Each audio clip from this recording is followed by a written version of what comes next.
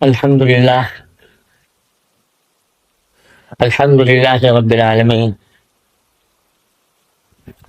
والصلاة والسلام على سيدنا ومولانا محمد خاتم النبيين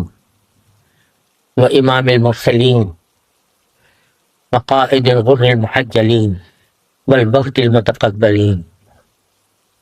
وعلى آله وأصحابه أجمعين، وعلى كل من تبعهم بإحسان إلى يوم الدين.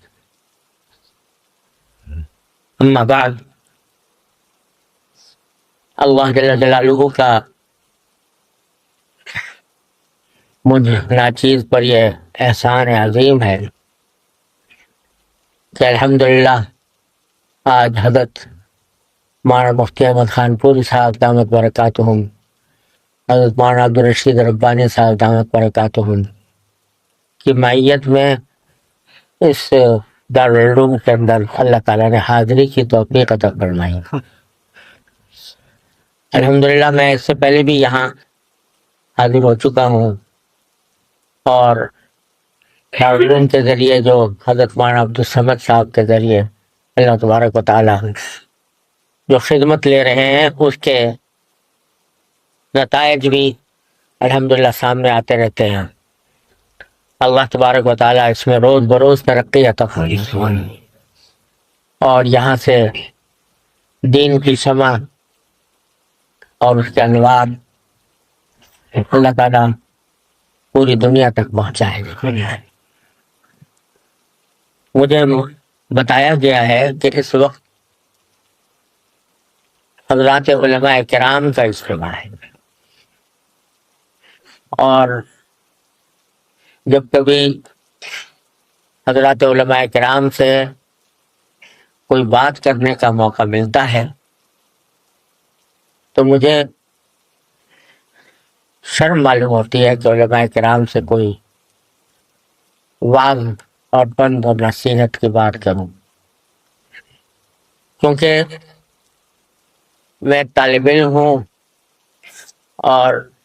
جو حضرات علماء کرام ہیں ان کا علم تازہ ہے،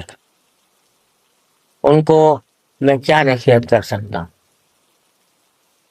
لیکن میں تصور یہ کر لیتا ہوں کہ جیسے ہمارے مدارس میں دستور ہے کہ سبق کے بعد طلبہ کے ساتھ طالب علموں میں سے ہی کوئی ایک شخص درس کا تکرار کرایا کرتا ہے، اس لیے اس تصور کے ساتھ کہ جو کچھ اپنے بزرگوں سے اللہ تبارک و تعالیٰ نے کان میں ڈالا اور جو کچھ ان سے پڑھا اور سیکھا، اس کا تکرار اپنے بھائیوں کے سامنے کروں۔ تو اسی حیثیت سے چند گزارشات عرض کرنا چاہتا ہوں۔ اللہ تبارک و تعالیٰ اخلاص کے ساتھ اور اپنی رضا کے مطابق عرض کرنے کی توفیق عطا فرمائے۔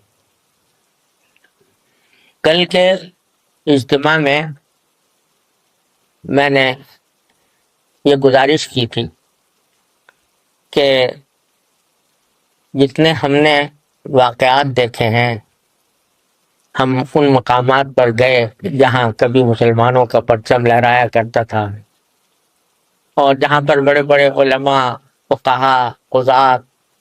مفسرین، محدثین پیدا ہوئے تھے، ان سب جگہوں پر اللہ نے جانے کا موقع عطا فرمایا، اور بڑی حسرت سے یہ مناظر دیکھے کہ جہاں امام بخاری، امام ترمذی رحمۃ اللہ علیہما اور ان کے پائے کے دوسرے محدثین، فقہاء، صوفیاء، اولیاء، جہاں پر ان کا مرکز تھا، جہاں کا چپا چپا علم کی خوشبو سے معطر تھا، جہاں کا کونا کونا اللہ اور اس کے رسول صلی اللہ علیہ وسلم کی احادیث اور اللہ کے کلام سے منور تھا، آج ایک عرصے دراز تک 70 سال چکی میں پسنے کے بعد اب جو مسلمان ہیں ان کو نماز کا طریقہ بھی سمجھانے کے لیے مسجدوں میں لکھا ہوا ہے کہ نماز اس طرح پڑھ لیں۔ تو اس حوالے سے میں کل یہ عرض کر رہا تھا کہ ہمارے یہ تمام مقامات پر جو حادثے پیش آئے، جو المیہ پیش آیا، اس کا ایک بہت بڑا سبب یہ تھا کہ آئندہ آنے والی نسلوں کی فکر نہیں کی گئی، اور اللہ تبارک و تعالیٰ نے جس طرح ہم پر یہ ذمہ داری ڈالی ہے کہ ہم اپنی اصلاح کریں، اپنے آپ کو جہنم سے بچائیں، اسی طرح یہ بھی فرمایا گیا ہے کہ یا ایھا الذین آمنوا قوا انفسکم واہلیکم نار، صرف اپنی آپ کی اصلاح کافی نہیں ہے، بلکہ اپنے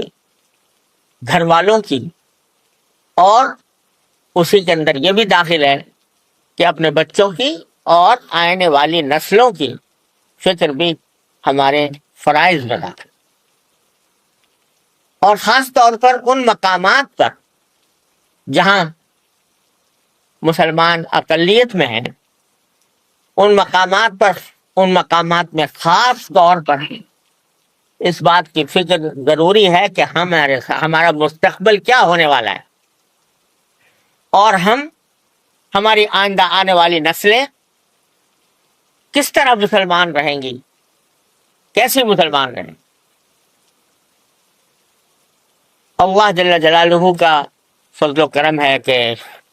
اس برطانیہ میں، انگلینڈ میں، اللہ تبارک و تعالیٰ نے مسجدیں، مدرسے، اسلامی اسکول اور مسلمانوں کے ماحول ایسے جگہ بھی عطا فرمائی ہے جہاں پہنچنے کے بعد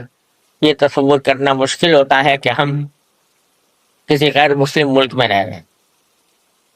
اللہ تعالیٰ کہنا۔ لیکن میں آج ہی ایک ساتھی سے یہ پوچھ رہا تھا کہ الحمدللہ ثم الحمدللہ، جو حضرات دین سے یا دینی جماعتوں سے یا دینی تنظیموں سے یا دینی مدرسوں سے اور مسجدوں سے وابستہ ہیں، ان کا تناسب پورے انگلینڈ میں، یو کے کی جو ٹوٹل آبادی ہے، اس میں دین سے وابستہ افراد کا تناسب کتنا فیصد، جو مسجدوں میں آ جاتے ہیں، جو بیانات سنتے ہیں، جو جماعت سے وابستہ، تبلیغی جماعت سے وابستہ ہیں، جو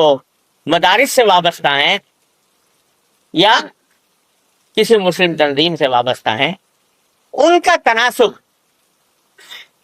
کتنا پرسنٹ ہوگا پوری انگلینڈ کی آبادی؟ تو مجھے جواب یہ ملا کہ 10%، اور 90% حضرات ہمارے کسی ملک میں رہنے والے، ان کا ان اداروں سے، دین کے مراکز سے کوئی تعلق باقی نہیں ہے۔ یہاں آپ سنتے ہیں